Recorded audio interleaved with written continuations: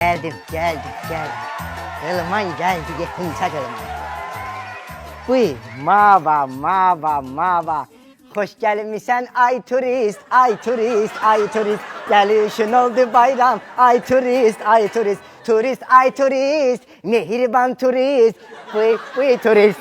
Sen ömrümün bezeyisen ay turist. Sen benim yüreğimin ışığısın, size kurban olaram.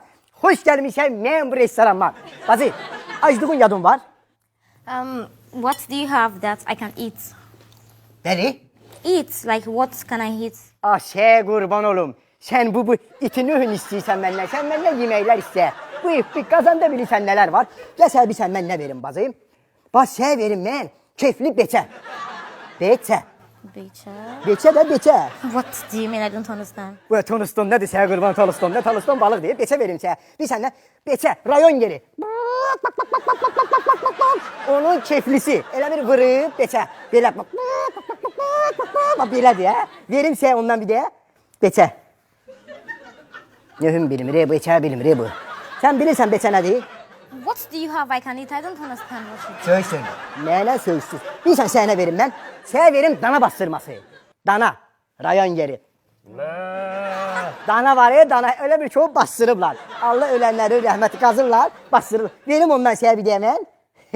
Verim dana. I don't understand. I mean, what do you have? Can I see your food table so I can eat something? Ay bala sen itini yiysen sen it gülçümü sen yemekler verim. Yapşı böyle itten. İt uzuz diye bilmem. Bir sen gene vereyim. Sana verim toğun öyle bir çığırtmasın. Bir yağ dilim et. Geçe. Onu çığırdılar. Bir sen yeter bak. Bak.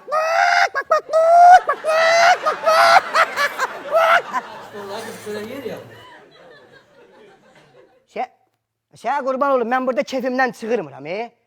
Görsen ki bazıya ben yemekler teklif edirəm də. Başa salabilsən ya başa sal. Bazı sen ne buradakileri gözə ben görüm orada ne var. Yaxşı şeye kurban olaram. What are you talking about? Sözsüz.